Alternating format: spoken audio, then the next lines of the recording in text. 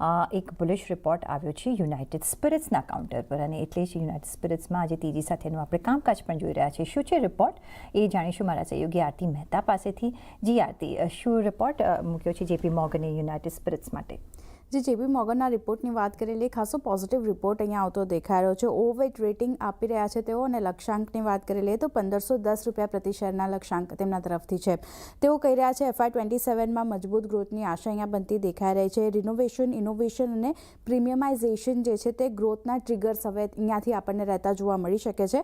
કર્ણાટક અને UK FTAથી આ કંપનીને ઘણો ફાયદો થતો જોવા મળશે અને સેકન્ડ હાફમાં પ્રદર્શન જે છે તે સારું રહેવાની આશા બનતી દેખાઈ રહી છે. એની સાથે જ માર્જિનમાં ધીરે ધીરે સુધારો જે છે તે પણ જોઈ રહ્યા છે અને સ્પર્ધામાં પણ કંપનીનું પ્રદર્શન જે છે તે સારું રહેવાની ધારણા અહીંયા બનતી દેખાઈ રહી છે. તો એક પોઝિટિવ બ્રોકરેજ નોટ અને એના કારણે જુઓ યુનાઇટેડ સ્પિરિટના કાઉન્ટરમાં ઓલમોસ્ટ 3.5% આસપાસની ખરીદારી આજે આપણને બનતી દેખાઈ રહી છે.